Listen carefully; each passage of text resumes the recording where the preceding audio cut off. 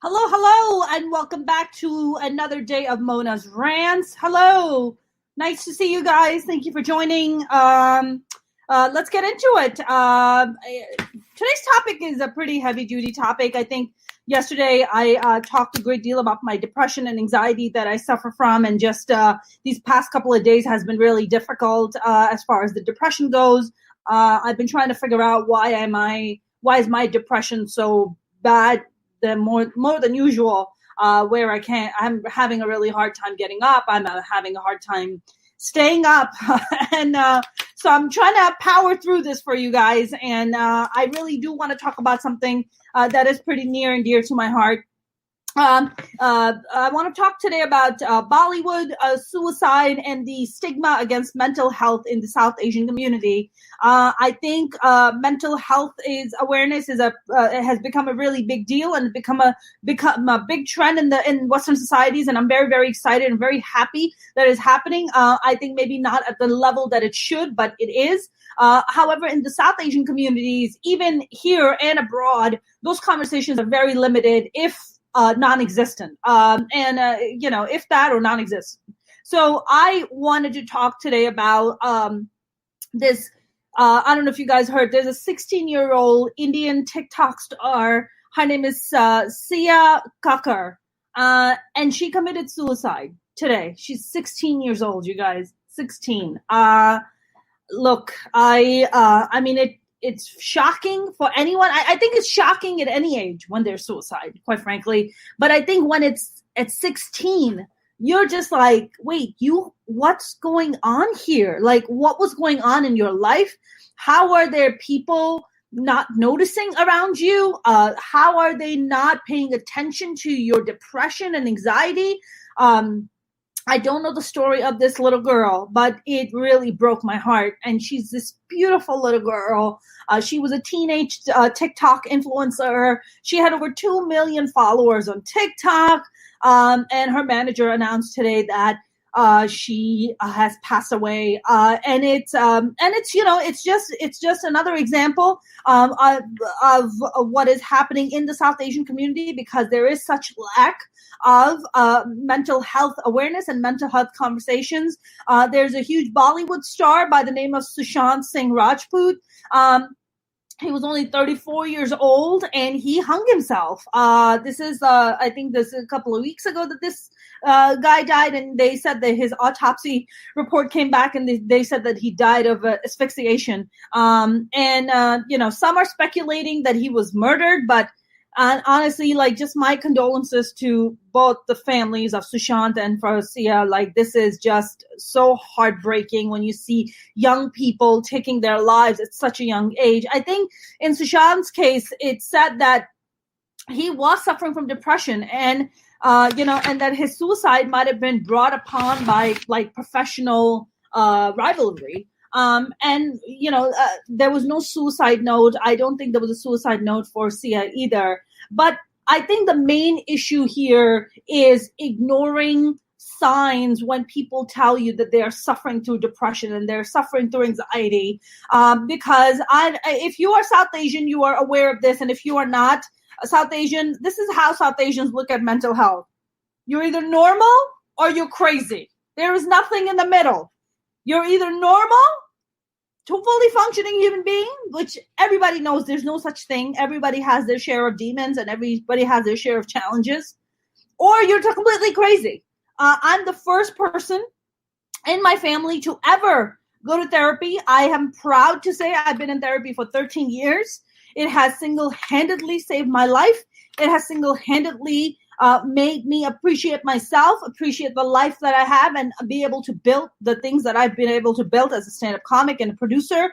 And I think without therapy, I probably wouldn't be here having this conversation with you. I probably would have killed myself a long time ago. And I think among South Asians, I mean, by that I mean, of course, Indian, Pakistani, Bangladeshi, Nepali. We have a culture of competition. Okay? There is a culture of competition where the mothers and the fathers sit and compare the degrees, the Ivy League schools, the jobs, the salaries, to come across as better or superior in the circle, in the group, in the circle group that they hang out in. And quite frankly, I think it's a disease. I think it's a disease to consistently push your children into doing something that does not make them happy, something that does not make them joy or give them any kind of life or emotional satisfaction. And you're constantly pushing them to live your dreams so you can go and show off to people to say, my child has achieved X, Y, and Z. But nobody ever, not growing up in Pakistan, growing up here ever, nobody asked me ever in my family, are you happy? Are you happy? That is never a conversation. Happiness is not a priority. Happiness is a luxury. That's how our culture looks at it. And it's a really fucked up way of looking at it. Happiness is not a luxury. That's why they say pursuit of happiness. I think just the level of stigma that still continues. I mean, if you just read some of the comments in Sushant's post about his death, and people just talk about depression like, depression, whatever. You just take a walk and then it goes away. It's not a big deal. It's like, no, you don't understand. Like, I was researching how bad the suicide rate is among South Asians here and abroad. And the numbers are horrifying. I mean, they're horrifying, mainly because nobody talks about these figures. Nobody brings it to the forefront. Nobody's talking about these horrific stories of what is happening to young people in South Asian communities here and abroad. Just listen to this story. On November 14, 1998, a young Indian man named Neil Grover killed himself. Neil was bright, he was studying to become a doctor, and he was doing well in medical school. His mother said he had always been happy. She couldn't understand why he might have felt the urge to take his own life. His suicide note was as cryptic as the act itself. He said, I had everything, but life is a double-edged sword. If I tell everything, I will lose everything. How unbelievably heartbreaking is that? There is this other guy. There was another South Asian, young South Asian medical student. His name was Srinivas Akaldevi, and he was a medical student who also committed suicide. His family also couldn't imagine a reason, and both Grover and Akaldevi were as successful as this guy named Sarvshet Gupta. He was a Goldman Sachs analyst, found dead after working 100-hour weeks. The cause of Gupta's death has not been determined, but look at what his father, Sunil Gupta, had to say. He started complaining, this job is not for me, too much work and too little time, I want to come back home. And the father said, we counseled him to keep going as such difficult phases were inevitable in a high-pressure job. Sonny, all are of your age, young and ambitious, keep going. That's what they were telling him. Do you see a pattern here? Now, I'm not victim blaming here, but I'm asking you to look at the core of the problem. The kid is saying, listen, Dad, I'm working 100 hours a week. I'm dying. I don't have any social life. I'm a young man. I should be living my life. I should be happy. I should be pursuing happiness, not fucking working myself to death. And what is the father's reaction?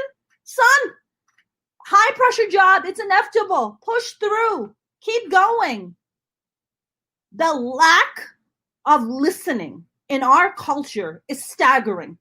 The way the parents and family members dismiss your feelings, the way they dismiss or even gaslight you, it's fucking disgusting. I'm sorry. Maybe I'm being too harsh right now, but I hear stories like that and I'm just like, man, how callous are these families? Are these families also, and they must be, suffering and going through their own bouts of depression where they can't even, that's how they deal with their own depression, where they don't, and their own anxiety and their own panic attacks, that they just shove it down. Shove that feeling down. Don't feel it. That's just insane. I mean, depression and anxiety is dismissed as something like stubbing your foot. Oh, you stubbed your foot. Oh, that's okay. Walk it off. Oh, I have indigestion. It's like indigestion because you ate too many goddamn samosas. Oh, just walk it off. Walk it off. Just go to the gym tomorrow. You'll be fine. You'll be totally fine. Or just a fever that will pass. Hey, take some Tylenol. Take some Advil. That's not what depression and anxiety is. You don't understand. It has really deep roots. The way it runs in your body, the way it runs in your life, the way it runs your life, it is really disturbing. And I think the constant downplaying of depression and anxiety in the South Asian culture is seriously, single-handedly killing young people. Just look at these stats, okay? I was looking at the stats in Pakistan of how bad suicide is, okay? This article came out last year, and they were talking about that between 15 to 35 people end their lives in Pakistan every day. Do you hear that number? The World Health Organization estimated that in 2012, the rate of suicide in Pakistan was 7.5 per 100,000 people. In other words, around 13,000 people killed themselves every year, that year alone. Just that year alone, they killed them. In 2016, the estimate was 2.9 per 100,000. Over 5,500 ended their lives. They say that the experts are saying that the number of people dying is likely somewhere between the two figures, but the truth remains hidden, of course, because there's shame attached to it. You can't talk about depression without your family or your parents shaming you. There's your culture shaming you, your neighbors trying to shame you. Oh, what are you, depressed? Oh, come on, walk it off. What are you, wuss? What are you, weakling? Walk it off. Walk that shit off.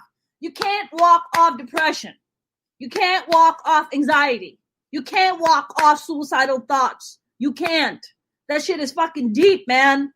And I don't know how much I have to kind of bash my head against the wall to talk about this. And this is such a heavy duty topic, but I'm just listening to these young people and watching these young people take their lives, and it freaking kills me because I used to be one of those young people. I was one of those people that at a young age attempted suicide because I was in such severe depression, and nobody around me gave a shit about me. Nobody around me gave a shit about my mental well-being or my happiness. Nobody's ever in my family ever asked me if I'm happy. To this day, I'm a grown-ass woman. To this day, nobody asked that. Do you know how messed up that is? Because, again, happiness is looked as a luxury. You know, in our culture, everything is about certainty. Okay, you have to be certain. If you go out and seek therapy, oh, you must be a nut job. Oh, you must be a weak person. That's crazy. You must be a weak person. You're not a weak person. You have depression and anxiety. Sometimes that shit is hereditary. You don't even ask for it. You have it. Now you got to deal with it. But everybody around you is telling you that you're wrong. Everybody around you is telling you that you're weak. Everybody around you is telling you that it's not real. Dismissing it. And then when people die, they're like, I don't understand. They were perfectly happy. No, they were not fucking perfectly happy. Just because you didn't pay attention does not mean that they were perfectly happy. I know that because I've seen stand-up comedian friends of mine commit suicide. And I saw the sadness in their eyes. And I prayed that they never took their own lives. And sadly enough that they did. Okay? So please take mental health seriously. This is a serious problem in our culture. Please don't dismiss next time a friend or a family member comes to you and tells you, I'm depressed, rather than being like, oh, you'll be fine. You'll be fine. What do you have to be depressed about? What do you have to be depressed about? That's another really disturbing one. Take the time to talk to them.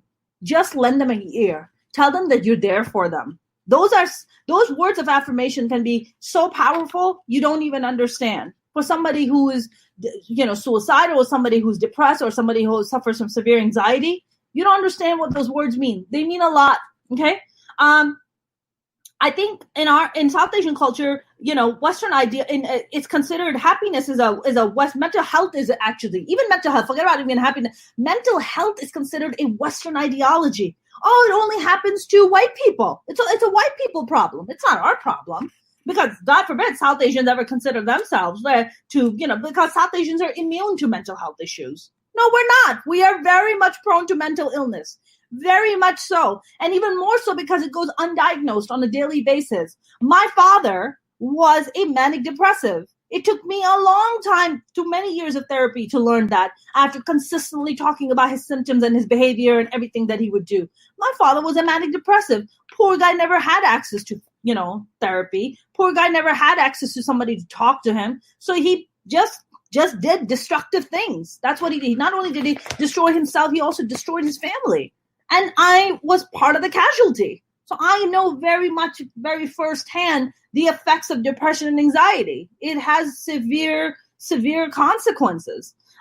Just look at some of these findings. Okay, the suicide survey they took. 38% of respondents. They had about 5,100 people that they interviewed about suicide, and 38% of respondents said that they personally know someone who has taken their own life.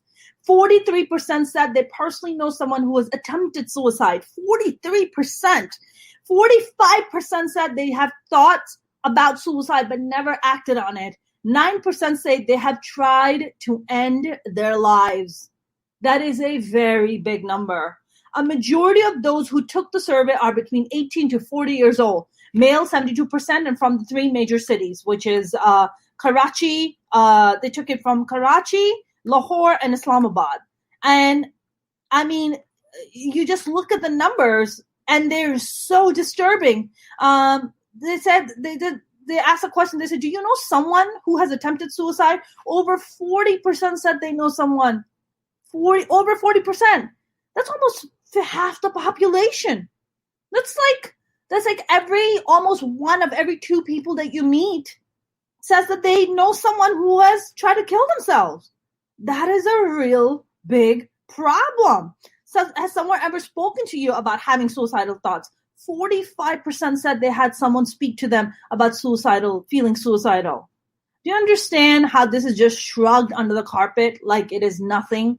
Like it's not a problem? To what degree might the below causes lead someone to commit suicide? And they asked people, so they gave them options like mental illness and financial issues and assault and abuse, being bullied, loss of loved one, relationship issues, divorce. And over half of the responses considered mental illness and financial troubles as high likelihood reasons for suicide. Divorce was seen as having the lowest likelihood of resulting in suicide. Yeah, because some people are just like, geez, I've been waiting for that divorce forever. God knows I was when I was married. I don't know how further I should go with my numbers here, but we have a severe problem. And these are numbers just in Pakistan. We haven't even yet touched the numbers in India, and even just in Asia. Look at these numbers, okay? Let me share some of these really disturbing numbers with you. So, according to the American Psychological Association, okay, they conducted,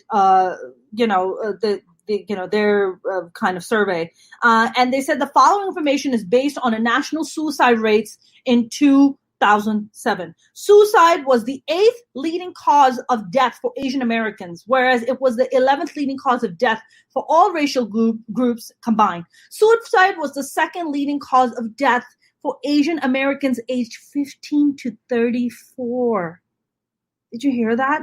Suicide was the 2nd leading cause of death for Asian Americans aged 15 to 34, which is consistent with the national data. It's the 2nd leading cause for 15 to 24-year-olds and the 3rd leading cause for 25 to 34-year-olds. Among all Asian Americans, those aged 20 to 24 had the highest suicide rate, 12.44 per 100,000. Among females from all racial backgrounds between the ages of 65 and 84, Asian Americans had the highest suicide rate. Are you guys listening to these numbers?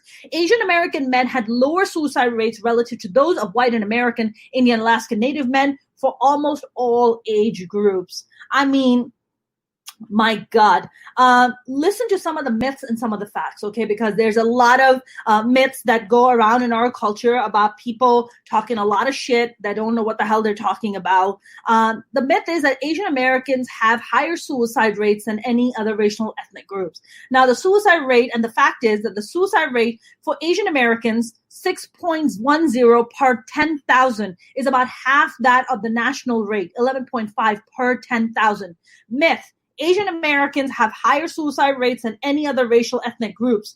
Fact, Asian American college students had a higher rate of suicidal thoughts than white college students, but there is no national data about their rate of suicide deaths. Myth, young Asian American women aged 15 to 24 have the highest suicide rates of all racial ethnic groups. Fact, American Indian / Alaskan Native women have aged with 15 to 24 have the highest suicide rate compared to all racial and ethnic groups. Guys, these are really alarming numbers, but I think on an everyday basis, we just kind of go on with our lives and just never for 1 second process there are young people that are suffering. I mean, when you talk to young, South Asian kids and you ask them what is it that they want to be, they're constantly churning out thoughts that were put in their heads by their parents, because happiness is not on that list. It's about getting good grades, getting in a great college, and not just a great college, like an Ivy League school, right? You're always the top because you're always trying to top the other person. And then you have to go out and get a bomb-ass job. Oh, and by the way, when you get that bomb-ass job, by the way, you also have to find like an amazing soulmate person, or not even soulmate, a spouse, who fits you financially, who fits your, whatever your status is, your family status is. I mean, my God, how much pressure is that on one person to fulfill? Like, you're constantly made to feel like you're never good enough. Jesus, I grew up that way. My family made me feel I was never good enough. I mean, it's just ridiculous. Let's look at some of the look at some of the comments, okay? What did my friend Vinod say? He said this is probably also educated and thinking people too, beautiful souls too. You're probably right, Vinod. I mean, we're talking about people who are young people who have their entire lives ahead of them, and they end it because the pressure is too much, because they know at the end of the day, like, they feel like they can't live up to these standards. They can't live up to somebody, their parents or their cultural, there's expectations to be like, to rise and to be this grand person. Like, why can't you just be fucking happy? Like, if you go and do something and you do it with your heart and you're happy, fuck it, then just do that. Yeah, exactly. Let's look at what Mark's saying. Apparently, it is very high among college students. It is high among Native Americans as well. Yes, 100%. And that's exactly what the stat was just showing. Then you said mental health has a very dark history in America, with many in the African American, Latin, and other minority culture. Agreed. And a lot of people are very suspicious of psychiatrists. Yes, and that is very unfortunate that people are suspicious of psychiatrists, mainly because of the fact that I think there's also a lot of myths. I don't know if you've experienced that, but there's a lot of, like, I was talking to my brother, and my brother has a lot of trauma in his family, in his life. My brother had polio when he was only 7 months old. So he's consistently kind of grown up with this feeling that he is not enough, or maybe he's not a complete man according to the cultural standings of what a man's supposed to be. And I see what it has done for him, and it really breaks my heart. And I talk to him as much as I can to encourage him to go to therapy, encourage him to get help, encourage him to open up and talk about his demons and talk about his issues. And he's really, really resistant to the whole idea. He can't even process. To him, being vulnerable equals being weak. Isn't that crazy? Being vulnerable is being weak? That's insanity. That is absolute insanity.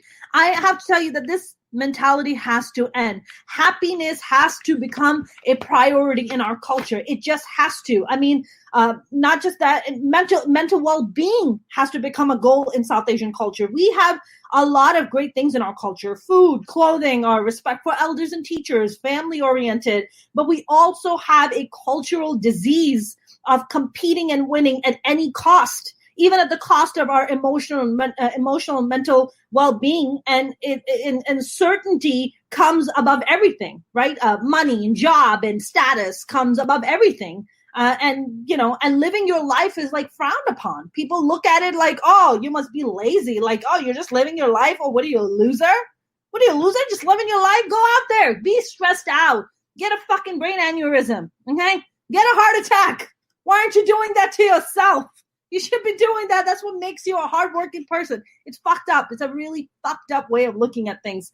I swear to God, this mentality has to end. Just because the younger generation does not have to follow in the footsteps of their ancestors. We just don't. In this case, mother and father definitely don't know best. I assure you of that. I mean, the pursuit of happiness is actually a goal to be attained. No longer pressuring your kids to pursue degrees or dreams that are not theirs. It's not their dream. It's yours, and actually taking the time to listen and care about what your kids need. I mean, I know successful South Asians, who have money, they have spouses, they have kids, they have everything, and they're miserable. They hate their lives. They hate their entire existence. They hate it because they lived their lives for their parents and for their culture. They didn't live their lives for themselves. They never took the time to go through their own spiritual journey and learning about themselves. They never took the time to go through things to discover about themselves to become the person that they really want to be. I mean, honestly, that is a definite recipe for a lifetime of unhappiness if you're going to follow that. I have a very special guest actually today with me. I'm doing this thing now that every Friday I'm bringing on a guest that is, kind of an expert on the topic and has a lot to do with the topic and knows a lot about the topic. So today I'm inviting my very funny friend. She's a comedian and she's also a huge mental health advocate. She is a TED Talk about her own personal experience of mental health issues, and my very funny friend, Zara Khan. Zara, can you hear me? Yeah. Can you hear me? Yeah, welcome. Thank you for joining. Thank you for having me. I'm so excited. We were just I was just going on a rant about mental health. I mean, did you hear about this Bollywood actor Sushant who committed suicide, and this 16-year-old TikTok Indian star today? She also committed suicide. Did you hear about them? No, I didn't. Yeah, I mean, like, suicide is a big problem. I mean, I've heard your TED Talk, and you talk, pretty extensively about your personal experience with mental health and everything. So can you tell our audience a little bit more about your background and why you are a mental health advocate? Yeah, absolutely. Forgive me, I'm moving around, having some issues with my ring light. Oh, okay. Let's see. Can you hold for 1 second? Yeah, sure. Go for it. All right. In the meantime, we'll look at some of the comments. What is Vinod saying? Vinod's saying India and the Vedas were the first treatises on well-being and also spiritual well-being. Agreed, Vinod. Absolutely. And then somewhere along the line, we lost that. However, this help, self-help, etc. But why can't they see in South Asia with that too? I agree with you. Mark Lee said, I hope that the slowing down of life because of the virus has got people self-reflecting. I know a lot of people are not stopping and stopping and discovering yoga, mindfulness, and meditation. I certainly hope so. You know who needs to discover yoga? Trump and Pence. But that's besides the point. All right, Zara, you good? Okay, yeah. Sorry about that. That's okay. So please share with us about your mental health journey. Okay, so for anyone curious, I'm Pakistani. I was born in America, though. And I have had mental illness run in my family. Like, my dad's sister died by suicide in a fire. This was before I was born it was in Pakistan, and my dad's brother had bipolar, and my dad's got his own issues too. And then as for me, my mental illness started whenever I was really young. I was actually bullied when I was 10 years old, and it was so bad that I actually tried to attempt suicide whenever I was 10 years old. And wow. I tell people, like, don't worry, it wasn't serious. I tried to overdose on Flintstones vitamins, so just shows how like childlike that was. Like you came on healthy. You came on healthy the fuck out of that, Zara. I did, and they taste really good. I had the orange flavor. I remember it so fondly. It was like actually a pretty good experience, so don't worry about that. But anyway, so that was my first experience with depression, and it was definitely caused by the bullying. And then as I grew up, I started to experience more symptoms, like something called mania, and hypomania. Do you know what that is, Mona? I know what mania is. I don't know hypomania. Okay, so mania is essentially where you become very high energy and very erratic and very delusional. And hypomania is whenever you're not quite at that level where it's so hyper and delusional, but you still have more energy, you're still really talkative, you're still impulsive and things like that. So it's just like on a lower level than mania. And a lot of times hypomania actually people like a lot because it makes you really charismatic and funny and things like that. But the problem is that it can turn into mania, and that's a really dangerous force there. So for me, it was whenever I got to college when I definitely had the symptoms come out fully, where I was having very severe mood swings. I would be, crying for hours in one day, and the next day I would be just talking at the speed of light and trying to convince my friends to go on adventures, and also doing really dumb things like trying to skateboard down the stairs and just being really impulsive and erratic. And I would just go like back and forth between these, and I didn't know that I had an illness. And we all thought it was strange, but we didn't know that it was mental illness because no one really knew that much about mental illness at the time. Yeah. So it was actually something where I was suffering a lot. And I developed a delusion that was pretty strong. The delusion was that I didn't have any friends, which didn't make any sense because I was student body president. I was very well liked. I had many friends, but I was so delusional that I would sit there on the floor crying for hours, just repeating, I don't have any friends, I don't have any friends, which is like really dark and scary. Yeah. My friends were concerned, but again, they didn't know it was an illness because they didn't know the symptoms. And then one night I just freaked out and I ran away from my dorm. And I became really psychotic. That was my first experience where I became detached from reality. For anyone that's watching, psychosis means detachment from reality, where your perception just becomes really distorted. You might start hallucinating. For me, I became very paranoid. I thought that people were after me. And I was, don't worry about it. Thank you so much. Yeah, read the comments. Yeah, and it was very scary. And sorry, Zara. What is your parents' reaction to this? Are they aware of this, or do they chime in? Like, what is their reaction to all this? All right. So up till that point, they didn't know anything about it. And it was that night whenever I got psychotic, the school found out, and a counselor came to help me, and that's when they diagnosed me. And I actually kept it secret for a while because I didn't want to burden my parents. I just felt like it would be too much for them to hear. But eventually I did call them and I told them that, I was diagnosed with bipolar disorder at the time. My diagnosis is different now. It's schizoaffective disorder, but it was bipolar disorder at the time. And they were very scared. It was very hard for them to understand. And of course, there's a lot of stigma in the Desi culture. Sure. But what my parents did that was different than what brown people normally do is they went and they got educated.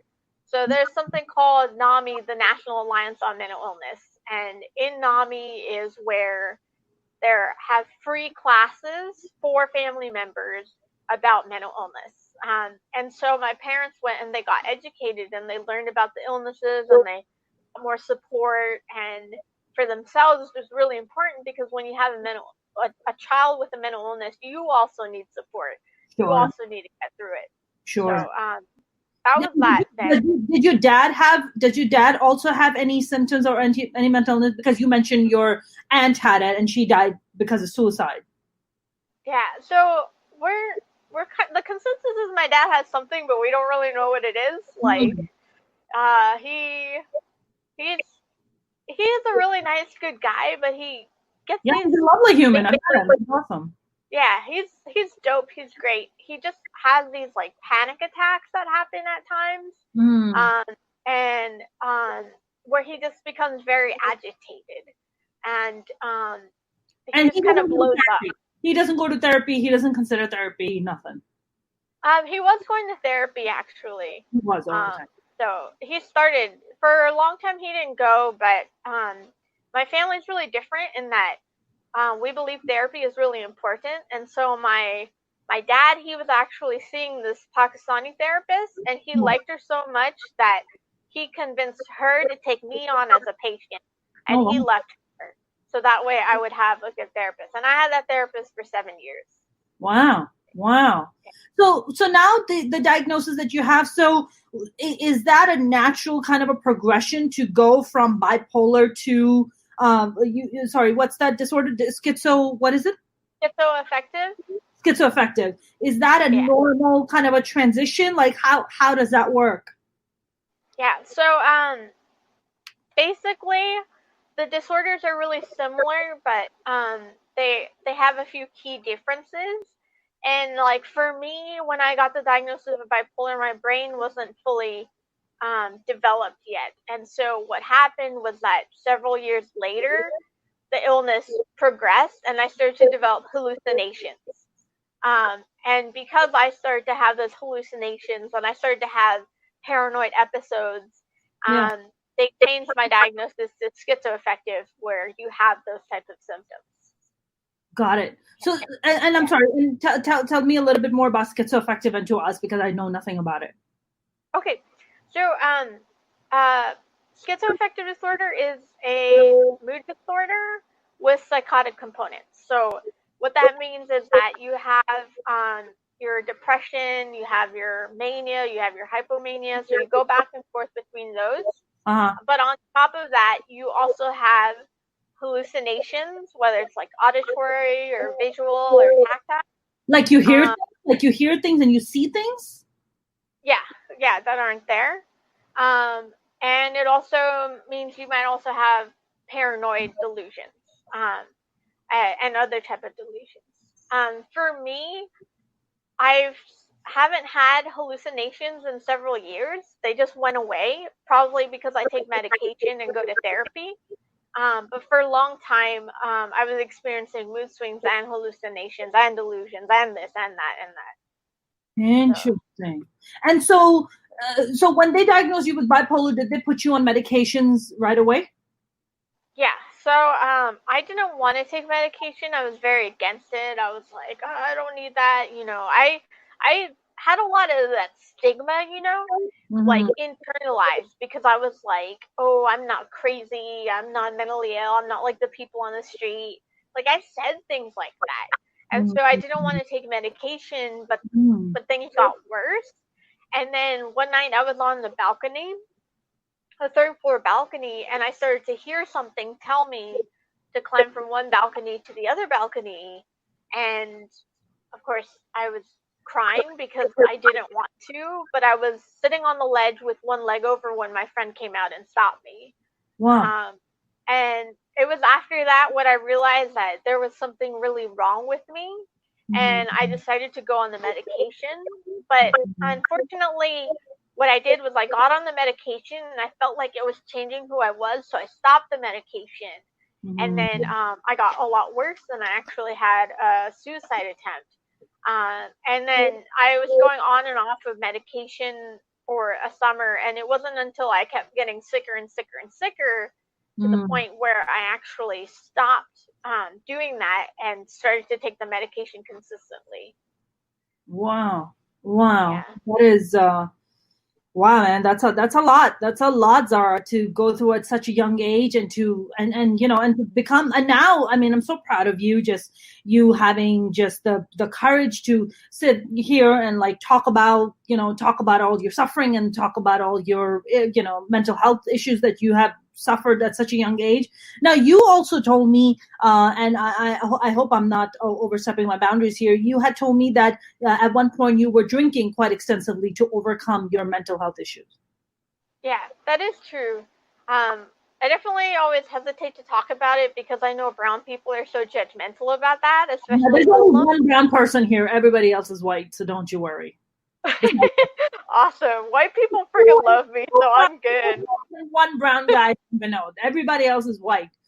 Black and non-desi, basically. So just go ahead, girl. I'm going to be doing class after this one, so go ahead. Okay, awesome. So yeah, in my freshman year of college, to cope with all that symptoms where I was going up and down and feeling like I didn't have any friends, I started to drink. Yeah. And it was very interesting because I can say for a fact that the moment after I started drinking, I changed into someone else. Like, I really feel like the drinking brought out the mental illness because I remember I very impulsively tried the alcohol, and the next day I was just anxious. I was just, concerned. I felt very what's the word where you're like concerned about how you come off to other people, like self-conscious and stuff like that. Yes. And that's just like never gone away. It's just been there for years. And I'm like, if I didn't drink, I wouldn't be like that. like the self-consciousness of like, oh, am I doing this right? Am I like that kind of a thing? Like just in general, just overthinking and freaking out about things. Like I was actually like confident and collected, but after I drank, I just shifted into someone else. I really think that alcohol triggered the mental illness. So I really think that happened for me. But anyway, so my friends were intervening, and like everyone's like, well, it's college, right? Everyone drinks. But whenever I'm like, my friends staged interventions, they're like, whoa, maybe you did have a problem. Because if you get interventions in college, you have a problem. Because you're drinking till you black out. Yes, I would do that. I would drink excessively. I would drink to the point where I was throwing up. Did it make you feel balanced? Did it make you feel in control? Like what feeling was it giving you? It just helped to numb the pain and give me something else to think about. Like it was like stepping into an alternate world. But it was much worse because on alcohol I'm a terrible person. I'm just the worst person out there. I say terrible things. I am a horrible person. I do dumb stuff. I don't remember. And then the next day everyone's mad at me. It was just such a terrible experience. So I'm happy to say it's been 8 years and almost 2 months since I've had a drink. So good for you. That's amazing.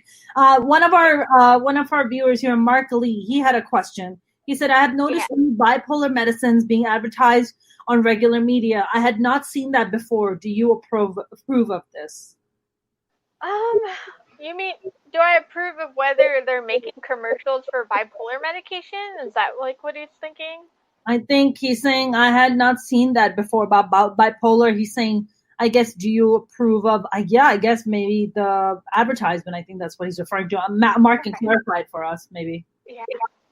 So I think that it's important for new medications to get out there because the old medications have a lot of problems. So really old antipsychotics had drastic side effects that were very negative. And over time, they keep releasing these new medications, and a lot of them have less side effects than the older versions. So I think it's really important to get the names out there for new medications because that could mean something really valuable for people who have been dealing with severe side effects, or maybe the medications they've tried just haven't worked. Like personally, I've tried about 30 different medications because just a 30? lot of them. You said 30? Yeah, over the years. Just an insane amount of medications. And it was really important for me to know some of the new medications because, and the reason that I went through so many is that they either didn't work or the side effects were too bad that I couldn't handle it. So it was very important for new medications to come out so that way I could try them.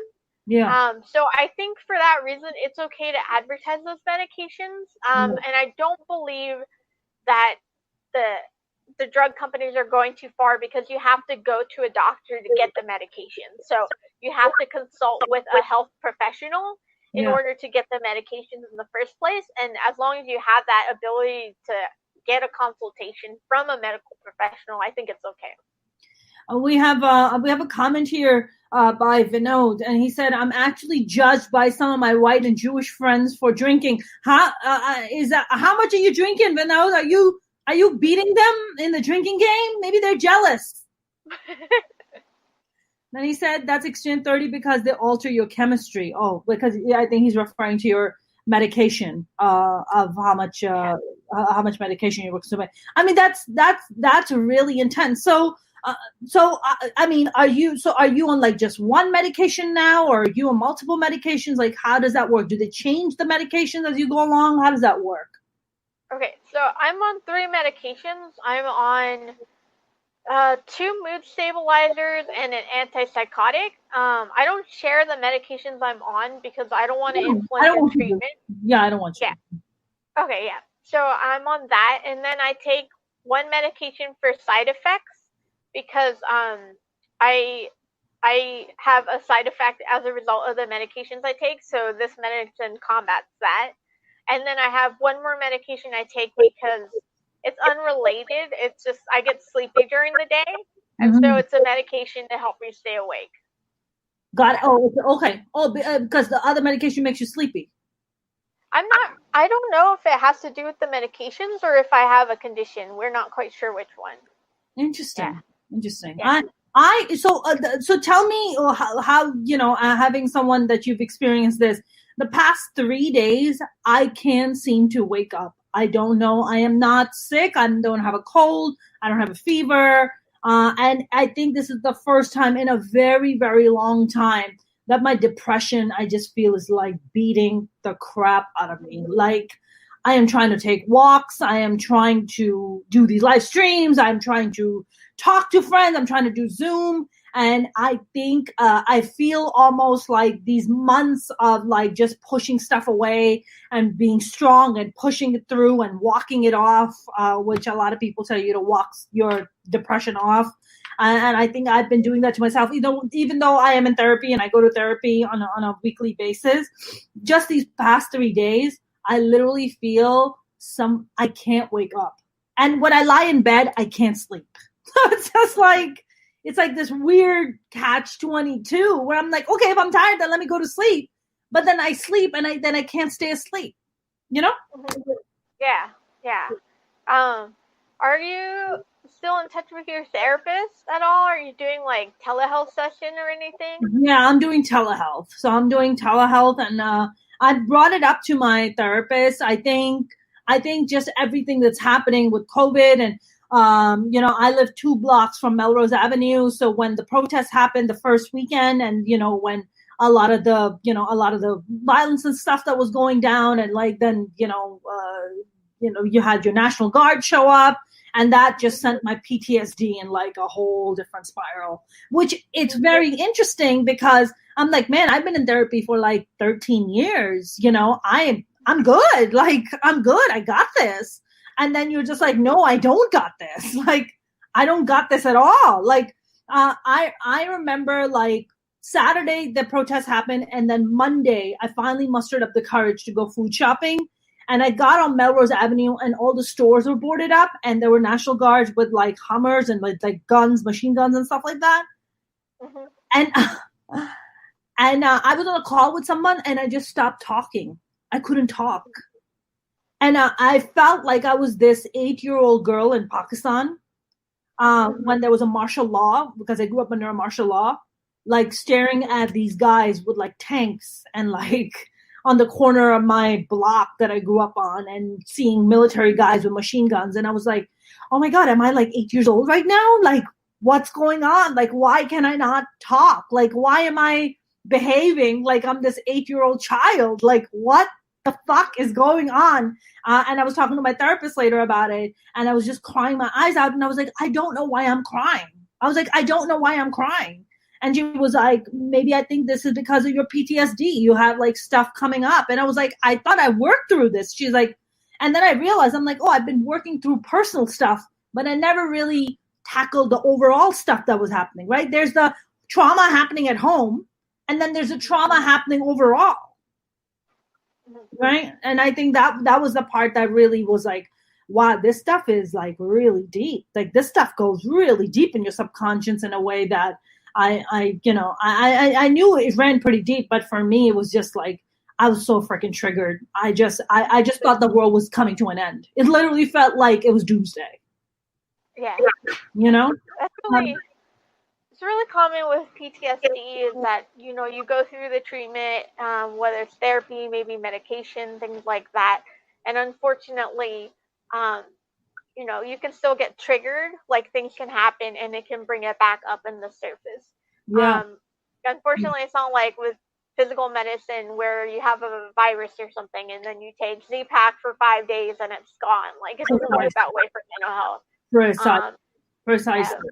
I mean, you said that you attempted with the Flintstones gummies. Was it gummies? Were they? No, they were tablets. The gummies are haram. Gummies are haram because of gelatin. Right. Haram is something that's forbidden because gelatin is made of pork bones, right? It's made of pork fat. Pork fat. It's made of pork fat. The gelatin. So no Haribo for you and me. As much as I love Haribo, I can't have them. Now you've become like this big advocate. You have the TED Talk, which you guys should totally check out. And towards the end of this conversation, you should tell them where they can check out your TED Talk. But what kind of reception do you get in the South Asian community when you come out and talk about this stuff? I mean, it sounds like your parents have become very supportive of you speaking and being very kind of outspoken about it. But what about like your kind of family members, your aunts, your uncles, or even family members in Pakistan? Like, how do they feel about it? Yeah. So I don't know if I would really say my parents are supportive of me speaking about it because they definitely don't want me to talk about it. Like, I didn't tell them a lot of the things I went through in college. And then I did my TED Talk, and my mom said, oh, I'm not going to watch your TED Talk. And so I was like, fine. But then she watched it, and she was really upset because she found out about the suicidality. She found out about the drinking. She found out, like, I didn't tell her. I should have told her, but I didn't because I was scared. Mm-hmm. And she was really upset about it. I actually took a trip to Seattle just to get away from her because she was so angry about it. That's interesting why she would be angry. That is a very interesting emotion. Rather than, I would think that she would be sad or upset, like, oh my God, my child has been going through all this. But she was angry that it was making you guys was making her look bad in front of the families and the friends. Yeah, I think she was like, you are a good girl, you are a good girl, you are supposed to be a good girl. And she was like, did you bring it in the home? And I was just like, this was 6 years ago. At the time, I was like, is this really something we need to talk about? It's like something I've moved past. And it's actually, it was really hard to move past in the beginning, but I was able to do it. So she should be proud of me. Yeah. But I think she's, that whole, like, logo kya kenge, like, what are people going to say? Yeah. But it's interesting because my extended family initially, when I was diagnosed, didn't really believe it and thought that it was just poor parenting. Yeah. But they've actually come around and they've found me on my advocacy on Facebook and Instagram, and they started following me, and they told me that they are proud of me and that they love me and things like that, which is just like something that I never really heard before. And so that was actually it just meant a lot. So I definitely use this as an example to say that I know there's a lot of stigma in the South Asian culture, but I do think that stigma can be overcome. Yeah. And it's something that we can do together. Yeah, I agree with you. I mean, I think definitely, your generation, my generation, and the generation that's going to come after us, they're going to be the ones who are like the more barrier breakers. We're the barrier breakers to be like, we are going to talk about these issues because they're very relevant. Mental health issues is a very, very relevant thing. I mean, I was talking about earlier about my father. He used to come home like bloodshot eyes, and and we don't have clubs or bars in Pakistan, so you don't know what an alcoholic looks like. You don't know what it looks like when somebody's drunk. You don't know what it looks like. So we just thought that Dad was really, really tired. Every time he would come with like bloodshot eyes. And my father had a very vile temper. He would come home and break every piece of furniture in the house. And, my dad had broken so many couches that the couch place knew us on first name basis. He would have like these massive manic, outbursts where he would just go on like a rampage of destroying everything and then show up the next day and be like, I love you guys. And we're like, well, you don't fucking know which guy's walking in today. You're like, wow. It's it's like Jekyll and Hyde, man. You're just like, which person? So I think I grew up in this very uncertain kind of like you just don't know what's gonna happen today kind of environment, and I think that's how I've lived. That's how I continue to live my life, and I'm like trying to uncondition myself. I'm trying to unfuck myself, basically, to just not think like that anymore. Where I always think the world is everything is at a 10, everything, right? So when the riots were happening and Melrose Avenue, it was at a 10. Oh, they're gonna come and I'm gonna die. My house is gonna be burned. 10. Everything's at a 10. Everything is always like the worst case scenario. Like, did your psychosis include that kind of a thing? Like where everything is just terrible? Or was your psychosis more about delusion than just like you said, hearing voices? It was kind of a mix. I did have like pretty horrible times after college where I experienced something called tactile hallucinations, where it's where you feel something that's not there. Just like auditory is like you hear something that's not there. Tactile is where you feel.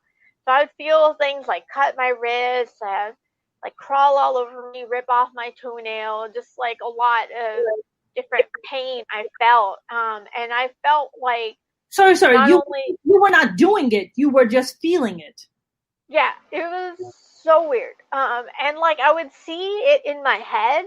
So like I would see a butcher knife cutting my wrist. Like I would be looking at it and I'd see a butcher knife, but I knew nothing was happening to it, but I still felt the pain.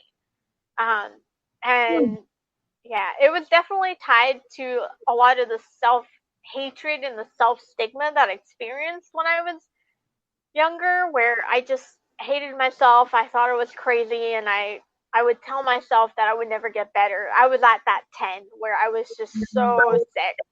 And it just culminated into like me every single day just getting on my knees and praying to God, please kill me, because I didn't want to do it on my own. Like I was in so much suffering and pain like that. So I would say that was like my 10th for me, but I was able to get help through NAMI, the National Alliance on Mental Illness that I brought up.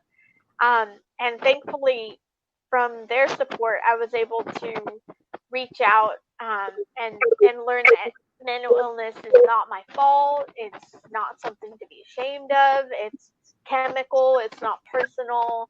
And there are a lot of people with mental illness out there that live very successfully. And it really is not something you feel bad about, because it's just like having diabetes or a heart condition. Like there's no shame in having cancer. Why should there be shame in having mental illness? Agreed, 100%. I think, and it's not something you chose. That's just a luck of the draw. Like that, those are the genes you got, man. What are you gonna do? Like so in my family. So my father passed away at like 56 of a brain aneurysm.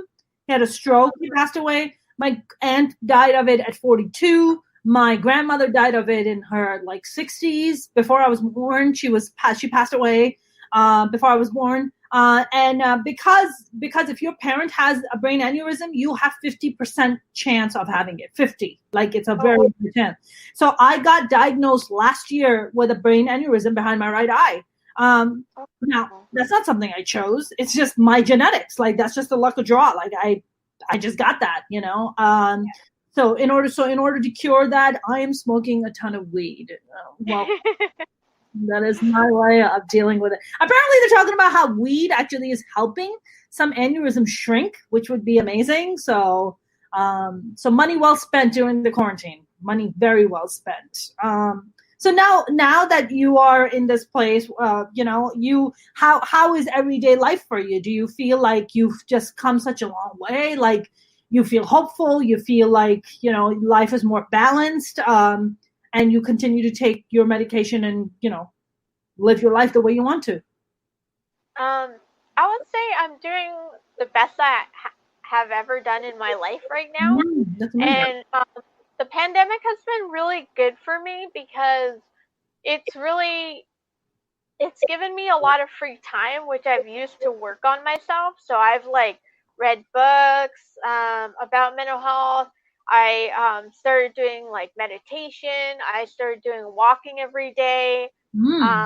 And just taking care of my health better. I'm eating healthier, and I just noticed that I'm way healthier than I have ever been because I'm taking care of myself. I'm doing journaling, doing gratitude journaling, which is a really big one. And I'm pursuing my passions, and I'm sleeping enough. That is very, very important. Because as a comic, you get kind of sleep deprived, and so that's not the best thing to happen. Exactly. So I'm really taking care of myself. And I would say I just got my master's degree, my master of social work. So I'm very proud of myself for that. I'm so proud of you. Yeah, I just got a job as a grant writer, and so I'm going to be working on that. I'm trying to get on late night TV to become a writer, so working on that. So I'm still speaking on mental health, and I just want people to know that mental illness is something very scary and it's very damaging, but it's also something that you can overcome. And it's kind of rare to overcome something completely. There are times where you relapse and you fall back, but I do firmly believe that there is always hope if you have a diagnosis, no matter what anyone tells you. And the most important thing is that we have to fight the stigma of mental illness and show that it is okay to have mental illness. And if we change that stigma, more people are going to get the help they need, and more people will be healthy and well. Yes. We have to combat the stigma. We have to. Well, I feel like a lot of the stigma rises from the fact that people, they see parents want to appear amazing. They want to appear look, we have our shit together. We're so amazing. And making yourself vulnerable to say, my child has a mental health issue, or I have a mental health issue, that immediately it's almost like a status thing where you demote yourself, you get demoted somehow in some weird status war of oh my God, did you hear that Mona has, and it's just so fucking what if I have it, it's just you bang Cabana boys just because you're husband and you have a horrible marriage. I, at least I can take care of my problem. You don't even acknowledge your problem. You know what I'm saying? It's always this thing about trying to appear amazing. It's always trying to appear. It's always a status war. Oh, your kid went to this, or my kid went to this, or your kid makes 200,000, my kid makes 500,000. And I think that level of stigma comes from a place of always trying to appear perfect, always trying to appear that everything is amazing, everything is great. My brother recently said something to me that really just kind of, I was like, whoa, is that how you think? My brother said to me, all my brothers are older than me. My third oldest brother is the one I'm closest to. And he said something to me, and he was like, I was like, he really struggles with relationships because he has polio in his left leg. And he grew up with polio. He got polio when he was 7 months old. And it's really affected him a lot. I see it in his psyche. I see how it almost has broken him inside. And I keep urging him to go to therapy. I keep urging him to go and take care of his mental health. And he said something to me, which really was I was like, wow, that's a lot of people think like that. He said, I can't make myself vulnerable. It would make me look weak. Yeah. Yeah.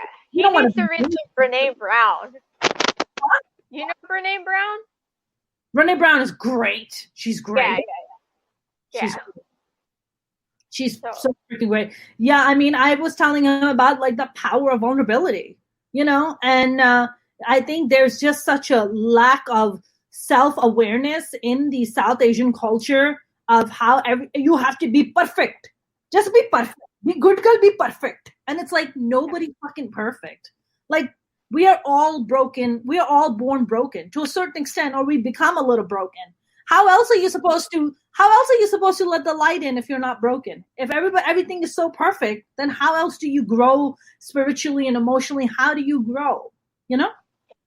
Yeah. And I see with my generation, like my cousins who are around my age are more supportive about the mental illness thing. Yeah.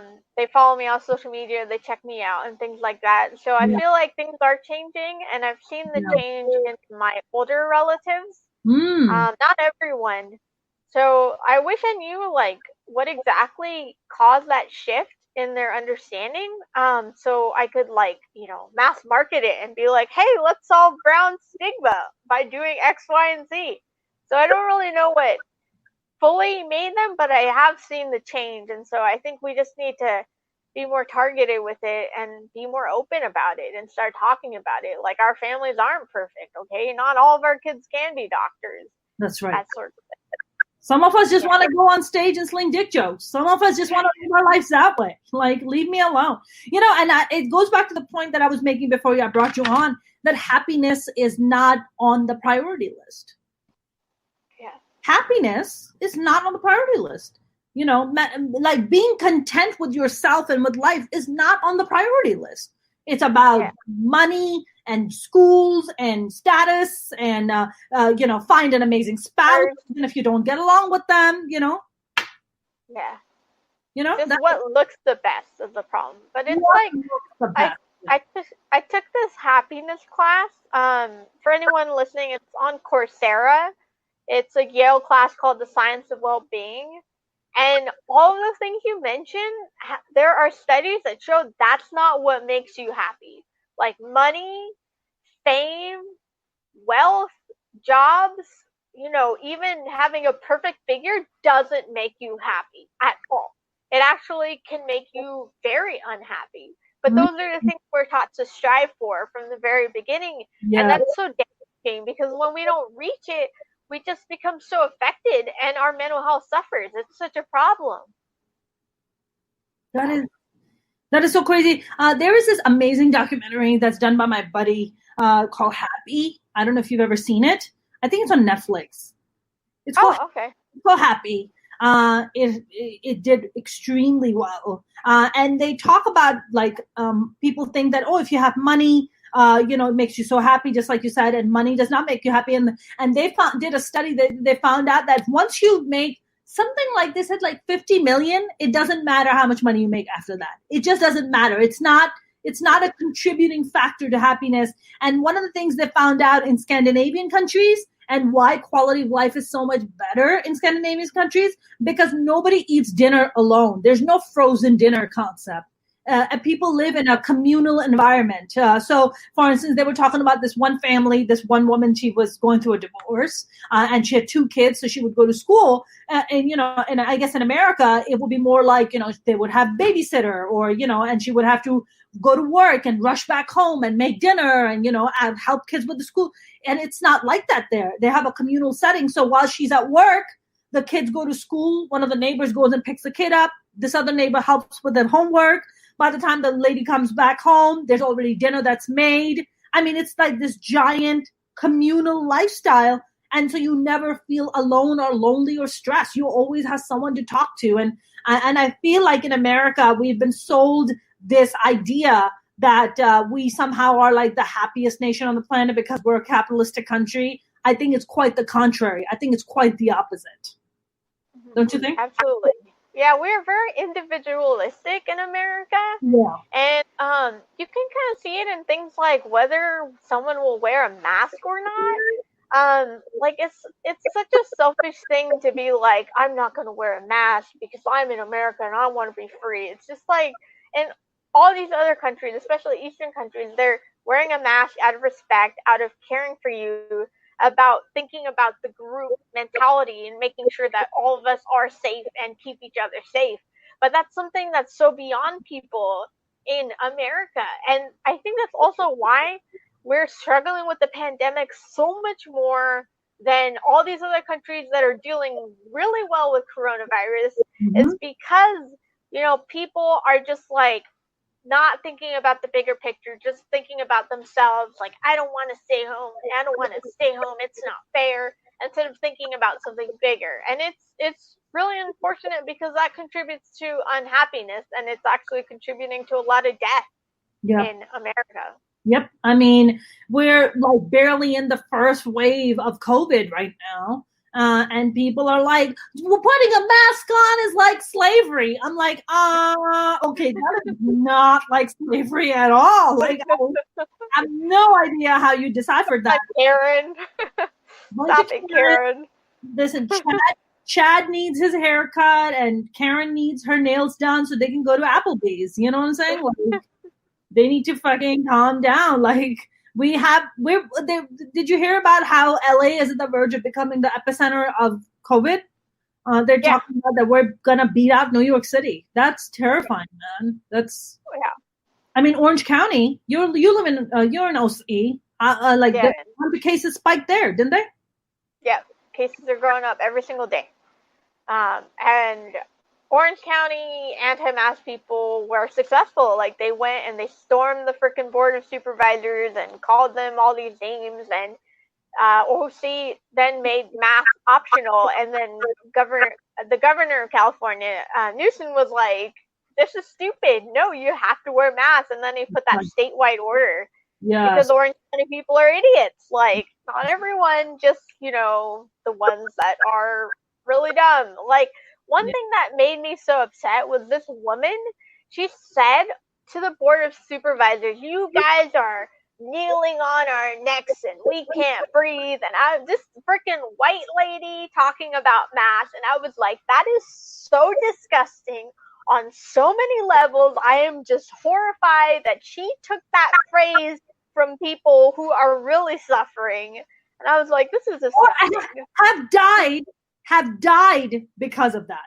Because somebody was kneeling on their neck and then broke their fucking windpipe and shit and they died. Yeah. I was like, man. The false equivalency, like the level of delusion in their minds of being like, oh, yeah, I'm being oppressed right now. It's like, no, you don't like a mask, then you're really not gonna like the ventilator. I'll tell you that much. You're really not gonna take the ventilator because that shit is stuck to your face. I mean, it's I don't know. We live in such a crazy entitled world, and I feel like it just adds more to the depression. Like, it's just been, for me, I live by myself. I live with my dog, and there's only so many games I can play with my dog. There's only so many walks I can go on. But like that lack of human interaction, and then sitting down and breaking bread with a friend, like meeting you and having lunch or dinner with you, like it's really getting to me. And I see what it's doing to me. I almost feel like I'm breaking down inside, like I'm like breaking down a little bit, and I'm trying to kind of keep my sanity up. One of the things that I've noticed about myself is that I have a lot of like past demons coming up, which has been very interesting.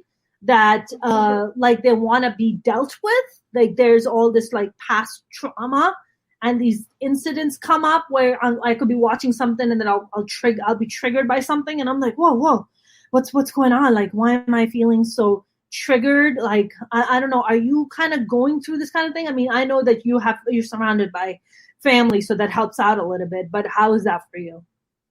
Yeah, it is difficult, because going from seeing people like every day, like many people, like at open mics and things like that, and at work and everything, has like to go from that and then suddenly stop seeing people altogether. Like, it's difficult. And I mean, I love my family, but they really make life really difficult. Like, they are just not the most stable people. Like, they freaking got into a fight so loud that I walked out of the house to get away, and like the neighbors were staring at me. Like, neighbors across the street could hear the screaming coming from my house, and they were just staring at me. And I was just like, this is humiliating. Like, I was just so embarrassed. We were just having a conversation. No, they were fighting about something. Was I it don't really want to get into it. or Urdu? A combination. A combination. Oh man, I love it when they start yelling and speaking in Urdu because I'm just like, oh, they're just telling a story. They're just very passionate. They're not angry at all. They're just very passionate about the story right now. Just like, yeah, that's crazy. I think just not having, I think not having my family around is actually a bit of a godsend. Considering I have a bit of an insane family that I come from, so it's kind of good to kind of have my distance. But yeah, it's just not a fun time to, it's just not a fun time for anyone, quite frankly. Yeah. We got some comments here. What do we have? Mark said we have mandatory mask law here, and Mark is in North Carolina, I believe. And 3 weeks extension of phase 2. We have a progressive governor too. Oh, that's amazing. You guys are doing way better than California. And California is supposed to be, we're a blue state. Yeah. We're supposed to be like, ahead of our the blue state right now. The blue. Blue. We're the boo state. Boo.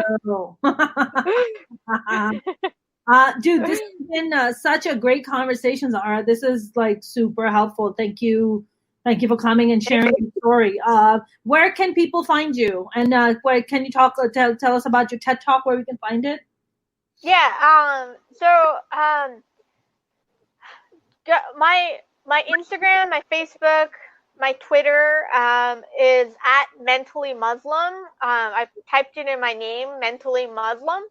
So go ahead and message me if you want to watch my TED Talk, and I'll send it to you. And yeah, please follow me and keep in touch. I'm doing this thing on Instagram where I'm working on my Photoshop skills. So every day I post me with like a different background. And so I noticed those pictures. I noticed that. So I'm bored. Okay. So give me ideas for other things to do, because I'm just going to post pictures like whatever. Why not? No, but this was a really great conversation. Hopefully I'm gonna see you soon. Hopefully the COVID cases would go down, but this is a really great conversation about South Asian and mental stigma. So thank you very much. And my website is mentallymuslim.com. Got it. Very across the board. Okay, sounds good. Thank you very much, Zara. I will speak to you soon, my friend. Okay, thanks. Bye, everyone. Bye.